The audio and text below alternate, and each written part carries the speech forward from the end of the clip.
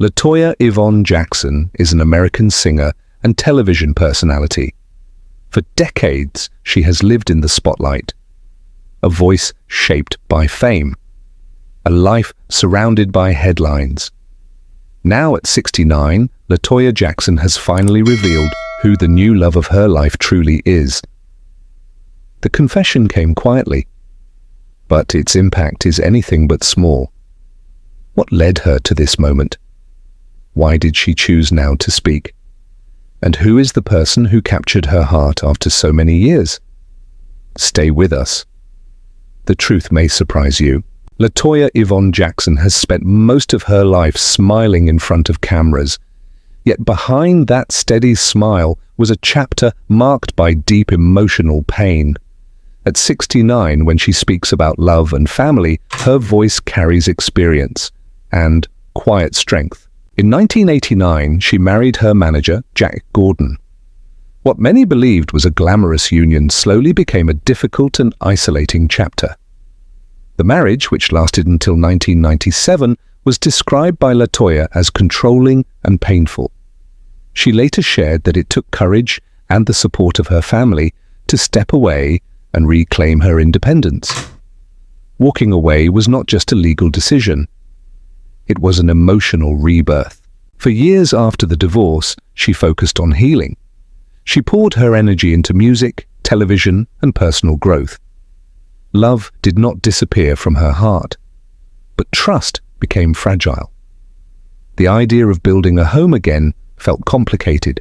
In 2013, headlines began to swirl around her and longtime friend and business partner, Jeffrey Phillips. Reports claimed they had married in Los Angeles. Media outlets like TMZ questioned the story. Later, during an appearance on Oprah, Where Are They Now?, both clarified that they had not married. The confusion came after a public proposal aired on her reality series, Life with LaToya. It was a romantic gesture, a moment encouraged by close friends, including Brenda Harvey Ritchie. Even her father had given his blessing. For a time, it seemed like destiny. Two best friends, 15 years of loyalty, a shared vision. But by February 2015, the engagement was annulled. Legal disputes later followed, connected to matters involving Michael Jackson's estate. Once again, LaToya found herself navigating emotional storms under public scrutiny. Through all these chapters, one truth remained. She never had children. There were moments when she quietly wondered what motherhood might have felt like. The laughter in a hallway. The small hands reaching for hers. But life had written a different script. Instead of raising children, she became a devoted aunt. Instead of building a traditional household, she strengthened the bonds within the Jackson family legacy. As of recent years, LaToya has embraced a vegetarian lifestyle. She dedicates her time to wellness, creativity, and honoring her family's history. Yet the loneliness that can follow public heartbreak is real. She has spoken about feeling misunderstood, about longing for a partner who sees her not as a headline, but as a woman. And now something has changed. Recently, LaToya quietly confessed that she has found new love. He is 47 years old. They have known each other for nearly 2 years. This time, she describes the relationship as calm, respectful, joyful. There are no dramatic announcements, no rushed promises, just shared laughter, private dinners, long conversations about faith, family, and the future. She says he understands her past without trying to rewrite it. He honors her independence. He protects her peace. For a woman who once felt controlled, that peace means everything. At 69, LaToya Jackson is not chasing fairy tales. She is choosing happiness, slowly, intentionally. Her story reminds us that love does not follow a timetable. It arrives when the heart is ready. And sometimes, after years of disappointment, the most beautiful chapter begins quietly. LaToya Yvonne Jackson was the 5th child and middle daughter in one of the most famous families in music history. Growing up in the Jackson household meant discipline, rehearsals, expectations that never seemed to rest. Childhood, for her, was not filled with ordinary afternoons at the park. It was filled with studio lights, choreography, the pressure to be perfect. She first gained national recognition on The Jacksons, which aired on CBS between 1976 and 1977. Viewers saw glamour, sequins, smiles, but behind the curtain stood a young woman still trying to understand who she was beyond the family name. Being part of a legendary dynasty brought pride. It also brought comparison. Every step forward felt measured against extraordinary siblings. In 1980, she released her self-titled debut album under Polydor Records. The album introduced her individual voice to the world. In 1984, the single Heart Don't Lie became her most successful release in the United States. Songs like Nighttime Lover, If You Feel the Funk, and You're Gonna Get Rocked showed her determination to carve her own space in pop music. Over 15 years, working with labels such as Sony Music and RCA Records, she released 9 studio albums. From the outside, it looked like steady success. But internally, the journey felt fragile. She often spoke about the loneliness of launching a solo career while carrying the weight of the Jackson name. Applause did not always silence self-doubt. Fame did not always heal childhood wounds. In 1989 and again in 1991, she posed for Playboy to promote her book, Toya, Growing Up in the Jackson Family. The decision sparked headlines. Some praised her confidence, others criticized her choices. For Toya, it was another moment of standing alone in the spotlight, absorbing both admiration and judgment. In 1992, she signed a contract with the Moulin Rouge to star in the Paris Revue Formidable. It was a bold move, a declaration of independence. Yet, even as she performed under dazzling lights in Paris, emotional shadows followed her. Her controversial marriage to Jack Gordon began to overshadow her artistry. By the mid-1990s, her recording career declined, not because of a lack of talent, but because personal turmoil blurred professional momentum. After divorcing in 1997, she retreated from public life. Silence replaced headlines. Those years of seclusion were filled with reflection, healing, quiet rebuilding. When she returned in 2004 with singles like Just Wanna Dance and Home, they found success on the dance charts. It was proof that resilience still lived within her. In 2011, she appeared on The Celebrity Apprentice and released her extended play, Starting Over. The title felt symbolic. A woman who had faced childhood pressure, public scrutiny, and personal heartbreak was choosing to begin again. From 2013 to 2014, she invited cameras into her life through Life with Toya on the Oprah Winfrey Network. Viewers saw vulnerability, humor, and strength. Behind every stage performance was a little girl who once longed for simplicity. Behind every comeback was a woman determined not to let early sadness define her future. Her story is not only about fame, it is about endurance, about finding light after long shadows. Toya Yvonne Jackson entered one of the darkest chapters of her life in 1987. That was the year Jack Gordon was hired by her father, Joseph Jackson, to co-manage her career. What began as professional guidance slowly became total control. Within months, Gordon had taken over her management completely. Under his direction, her public image changed dramatically. Costumes became more revealing, performances more provocative. To the public, it looked like reinvention. To her mother, Katherine Jackson, it felt like losing her daughter. In her autobiography, My Family, The Jacksons, Katherine described her shock at seeing Toya dance suggestively in 1988. She remembered a daughter who once avoided even modestly revealing clothing. Now the transformation seemed sudden, painful, unrecognizable. Around this time, Toya was disfellowshipped by the Jehovah's Witnesses. Spiritually and emotionally, she felt cut off. She left the family's Encino home in a storm of defiance and confusion, moving to New York City. Independence should have felt empowering. Instead, it felt isolating. In late 1988, she released the album Toya, featuring singles like You're Gonna Get Rocked and Ain't Nobody Loves You Like I Do. The track Just Say No supported the Reagan administration's anti-drug campaign. Musically, she was working with respected producers. Professionally, she was active. Personally, she was drifting further from the safety of family. In March 1989, she posed topless for Playboy. She later described it as a declaration of independence, a statement that she controlled her life. Yet beneath that bold image was vulnerability. The need to prove autonomy can sometimes mask quiet fear. On September 5, 1989, following her pay-per-view concert, a sizzling spectacular. In Nevada, she and Gordon were married. Years later, Toya stated the marriage was against her wishes. She told interviews she had never been in love, had barely dated, and did not want marriage. She described it as in name only. What should have been a celebration became a moment of deep internal conflict. Soon after, control tightened. She later shared that her passport was confiscated, her finances redirected, her phone calls monitored, contact with her family disappeared. The emotional toll was enormous. Fame continued, appearances continued, but inside she felt trapped.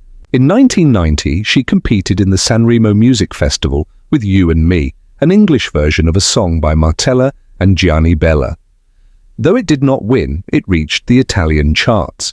Professionally, she kept moving forward, signing with BCM Records, releasing Why Don't You Want My Love, and later working with Dino Records on the album No Relations, which included the Netherlands hit Sex Box. Yet success could not silence sadness. For nearly a decade, she has said she lived under threats, manipulation, and fear. Publicly, she smiled. Privately, she endured. The distance from her family cut deeply. Accusations, autobiographies, headlines, all of it created fractures that seemed impossible to repair. The most heartbreaking part was not the scandal, it was the loneliness. A woman raised in one of the most united musical families in history suddenly felt completely alone. The child who once rehearsed with siblings now navigated hotel rooms and foreign cities without emotional shelter. And still she survived. That survival required courage few people truly understand. Beneath the controversy was a woman longing for safety, for dignity, for the simple freedom to choose her own life.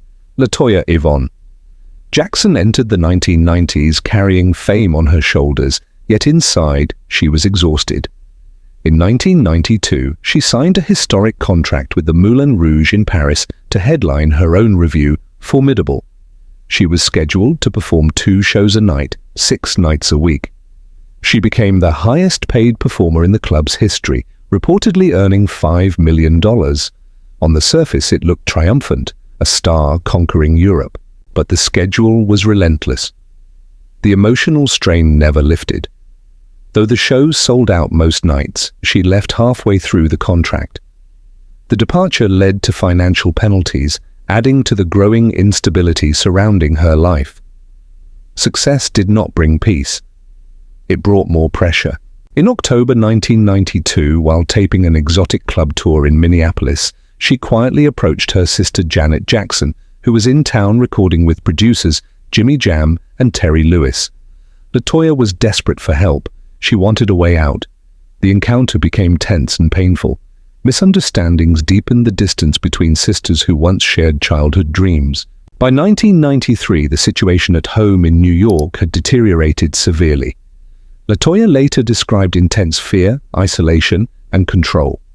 Public scandals escalated when, in Tel Aviv, a press conference was arranged where she read statements about her brother Michael Jackson that sharply contradicted her earlier defense of him.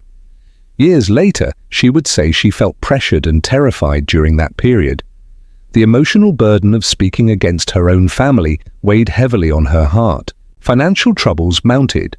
Under damaging management decisions, her career opportunities declined. She was booked for questionable endorsements.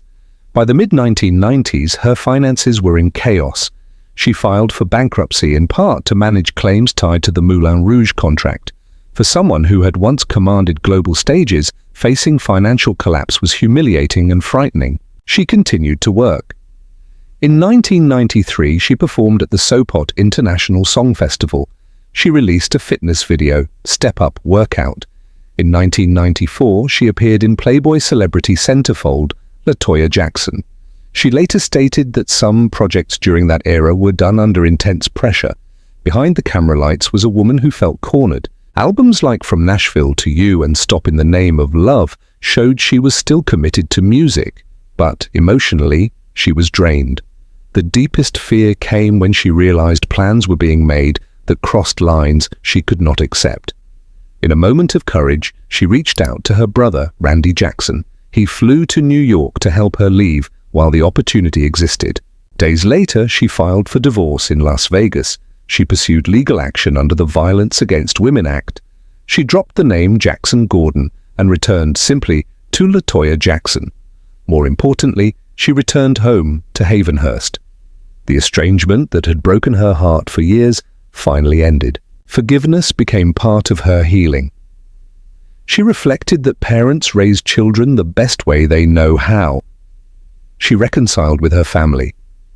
She later shared that Michael understood she had spoken under pressure and did not blame her. That understanding meant everything. After separating, she lived alone for the first time in her life. The silence was unfamiliar. She was afraid to perform again. Public scorn had shaken her confidence. Slowly, she began accepting small shows in Europe and South America, working to repay debts accumulated in her name. After the tragedy of September 11th, she felt compelled to write Free the World.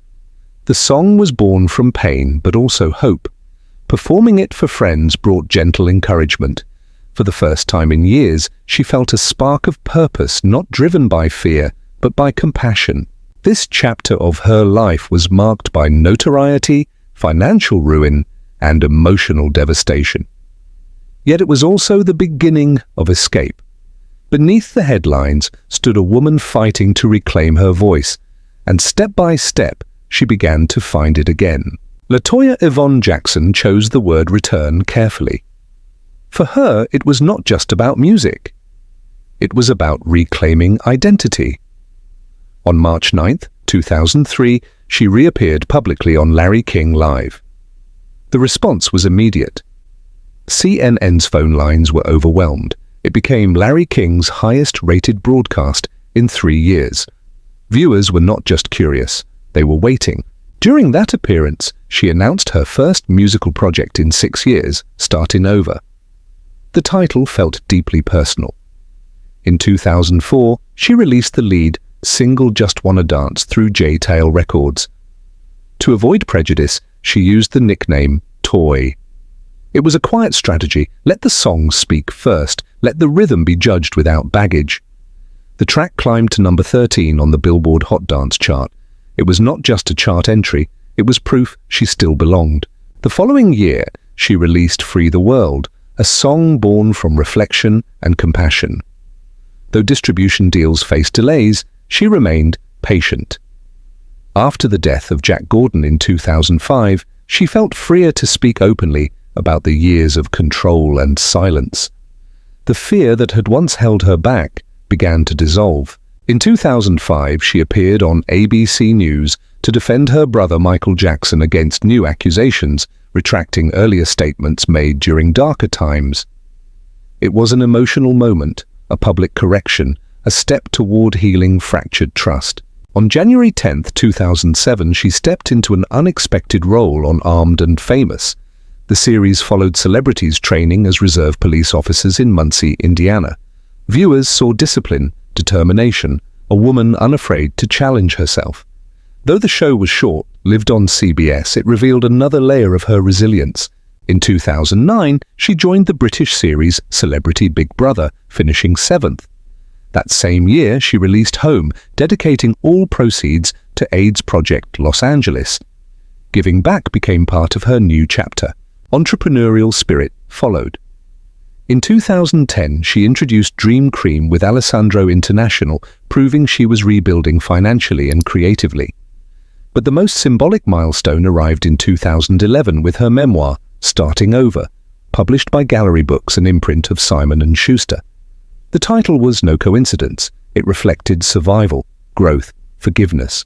On the same day, she released an EP also titled Starting Over. The music was intimate, honest. It felt less like performance and more like confession. That year, she competed on The Celebrity Apprentice, showing business acumen and composure under pressure. She also appeared as a guest judge on RuPaul's Drag Race and on America's Next Top Model. Each appearance, each project, carried quiet significance. She was no longer running from her past, she was integrating it. The sadness of earlier years did not disappear. It transformed into perspective, into empathy, into strength. Starting over was never about erasing history, it was about standing in the light without fear. After isolation, financial collapse and public controversy, Toya Jackson returned not as a headline, but as a survivor choosing her own narrative. Toya Yvonne Jackson did not return to television for attention, she returned for clarity. In 2013, she launched her own reality series, Life with Toya, on the Oprah Winfrey Network. For 2 seasons, cameras followed her daily life. Viewers saw vulnerability instead of spectacle, business meetings, family conversations, quiet reflections. The series allowed her to tell her story in her own voice, without distortion. That same year, she joined the all-star Celebrity Apprentice. The competitive atmosphere reignited tension. During the show, she publicly accused fellow contestant Omarosa Manigault of contributing to the death of her fiancé, Michael Clark Duncan.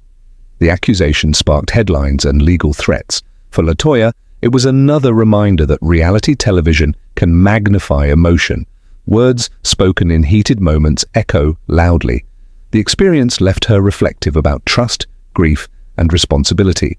In September 2013, she stepped onto the New York stage for a week-long engagement in the off-Broadway musical Musical. It was her stage debut in theater. Live audiences, immediate applause, no editing. That intimacy felt healing. After years of controversy, standing under theater lights brought a different kind of validation. Beyond performance, she embraced meaningful storytelling. Alongside business partner Jeffrey Phillips, she served as executive producer of the documentary Dancing in Jaffa. The film followed young Jewish and Palestinian Israelis learning to dance together, setting aside cultural divides. For Toya, the project resonated deeply. Unity, forgiveness, shared rhythm. It mirrored her own journey toward reconciliation. In 2016, she surprised fans by collaborating with Iranian-Armenian pop star Andy on the Farsi language single Tehran.